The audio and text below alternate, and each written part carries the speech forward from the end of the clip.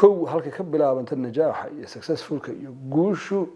waa qofku inuu habeen iyo maalinba aaminsanaado oo uu ku fikiro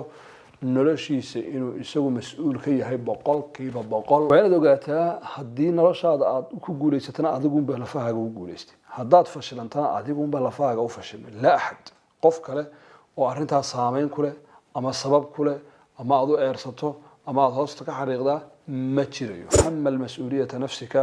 bilkaamil 100%. qaarkood waxay ka cabiraan ixtarim nafsik, guul dhammaystiran. yani qofku inuu shantii arrimood ee la odhan jiray cajalatu alxayaati almutasina, shanta qaybood ee nolosha qofka bani aadamka la rabo, qaarna 7 ay ka dhigaan,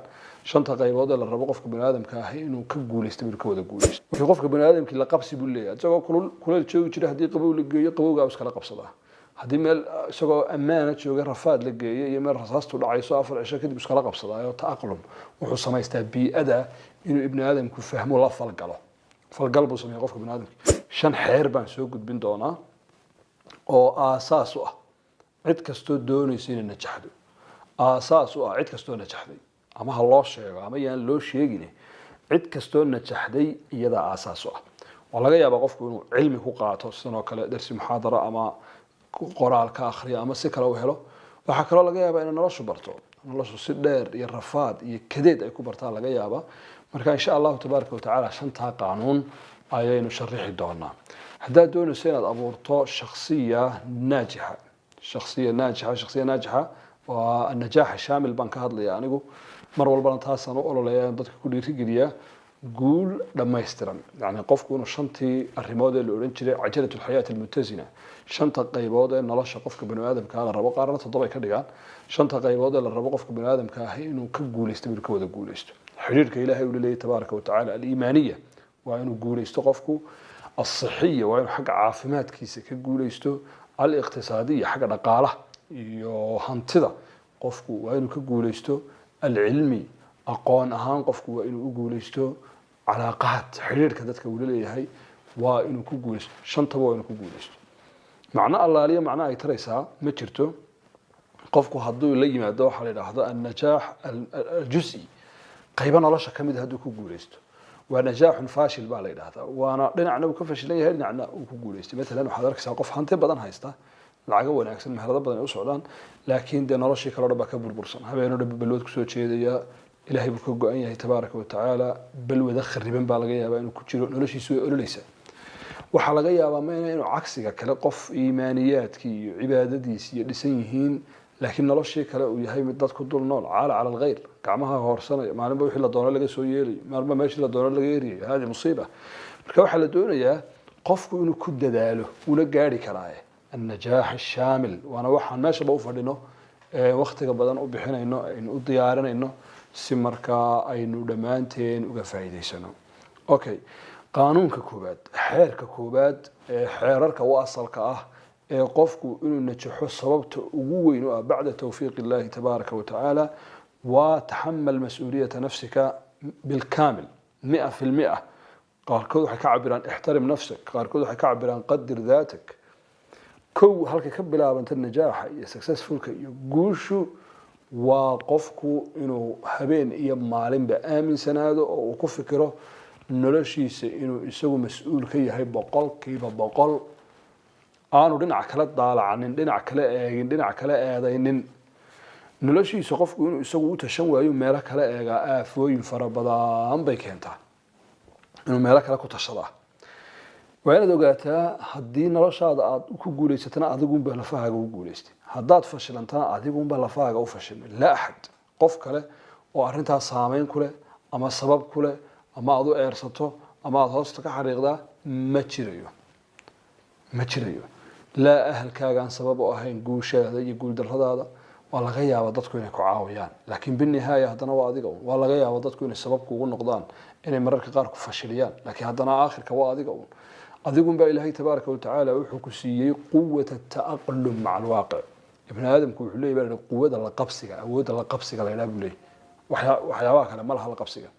laakiin qofka bani aadamkii la qabsi buu leeyahay. isagoo kuleel joogi jira haddii qabow la geeyo qabowgaa iskala qabsadaa, haddii meel isagoo ammaana jooga rafaad la geeyay iyo meel rasaastu dhacayso 4 cisho kadib iskala qabsadaayo taaqlum wuxuu samaystaa bii'ada inuu ibni aadamku fahmo la falgalo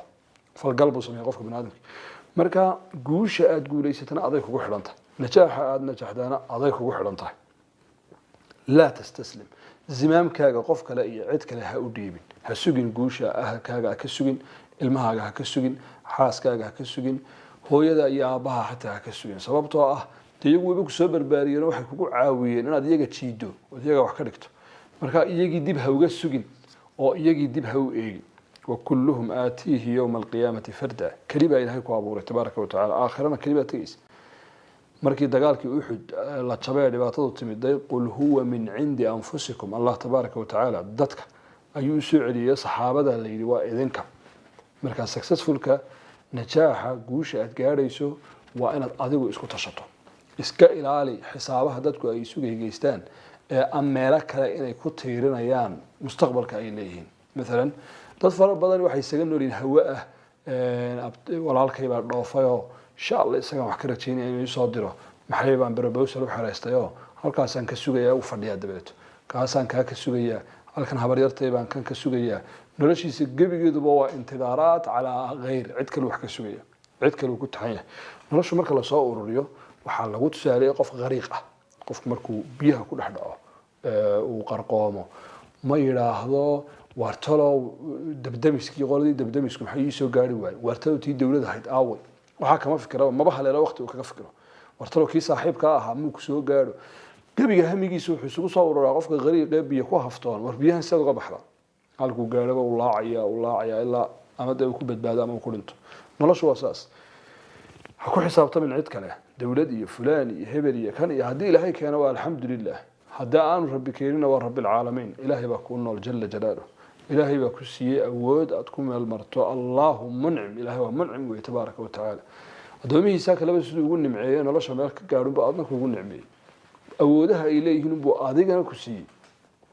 سؤال كميسد ابن آدم أفرق عمود الله أديك الله بعض لا يقول الله بأن الله بعض لا مسكح بيلي مسكح بعض الله بين بعض لا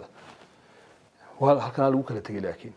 يجوا دربوا هنا الكلام ده كاس تدريبيين أما علم بيكون تدريبيين أما واقع تدريبي أو طببروا الليلين وسوح نقطة أذكر هالكاس صار دبعتك هتاجنت ما حك جلدك مثل ظفرك فتولى أنت جميع أمرك شافعي باللون سبين شري شركاك كوجو محق عدد هذا الصيف كوجو حق عندك لو ولي جد كوجو حق مش بل هذا ما يكون عون سقف كلا يحق ده كوري يرسع هاس يرسع ما يرحوتي يرتض هين سايو ضبطي ساد قربتي كوجو محق كريه لكن هذا السوق حق يو قرنيا أنتني ما كوجو فلان تهاي بس كوجو ما فلان عدنا هو عبن عدنا وهاجا هو شيكين اللهم إن تسلاد هاي قف كان علم بكوجو عاون يا مي هو شيكين دتك بدن كود وتمثيل وحكايات الصومالية بس سيناريو فيلم بكامل تليان بدن كود مسكين صاص الله أعانك الله ما دبكاسا كويس يستضيق وعينين لا تخبرهم باهي هذا إلهي والشيء تبارك وتعالى ددال اسكت الشوق وحد هاي ستة سوقي هو هذا قاتي كو مركان ناجحين تتكسميهن أول ملك استيد يد الشوقات قانون ككوبات إلا قد دقاق إلا قد انطلاق وحويان مسؤولية هذا الزمام كذا يهجان كذا بقول كيبا بقول أذيقو وقبا شو كانت كاريجا قاعدو اسكوت اسكت الشو اسكو فكر نلاش هذا عندنا كوما مقنا عيلنا كوما مركب حويه قدنا عندنا كوما مقنا أوكي قانون كهدو قفكو سيدا وآمني وايو وآمنوا إن عد كلا وحكي حريهين dhibaatada ugu weyn ee ku dhacdaaba waxa weeyaan col wuxuu ka baxaa colaysi iyo xaasidnimo iyo inkaar meel ay ka socotaan la garanay baan qof ka bixinba wuxuu moodayaa in cid kale wax kala maqanta inta ku xeersan u bahaysanaya aniga walaalkayba igu hortaagan aniga maxay saaxiibkayga heelba igu hortaagan aniga waxay hortaagan nimankan aan la shaqeeyo aniga waxay hortaagan nimankan wadaadada culimadan hoos taaganahay aniga waxay hortaagan waxaas qof isku akhrinaya dabeeta cid aan laba haysan iyaga laftooda naftoodii la halgamaya ayuu cuqdad iyo waxaan jirin u qaadaya cuqdadaasina bitaali salban bay isaga ugu soo noqonaysaa saameyn markaa aada u liidata oo negative ah bay ku samaynaysaa marka qaanuunka koowaad waxaan ku dhaafaynaa mar haddaad doonayso successfulka iyo najaaxa qaanuunkiisa koowaad waa sidaas waa in daatadan iyo naftan kugu jirta aada ixtiraamto taqdiiriso iyada aad value iyo qiimo u samayso ood kor u qaado dhagaxaantu waxay ku kala qiimo badan yihiin say dahab iyo dhagax caadi u yihiin iyo fidda iyo macaadin ay u yihiin ibnu aadamkuna waxay u kala qaalisan yihiin oo ay u kala qiimo badan yihiin sida ay value-googa kor ugu qaadaan marka value-gaaga iyo qiimaha shakhsiga aad leedahay ama skillskaaga ama aqoontaada ama dhaqaalahaaga adigu kor u qaad taasaa waxay keenaysaa in aad ku guulaysato qaanuunka koowaad oo min qawaaniin النجاح oo ah an taxtamila mas-uuliyata nafsika bilkaamil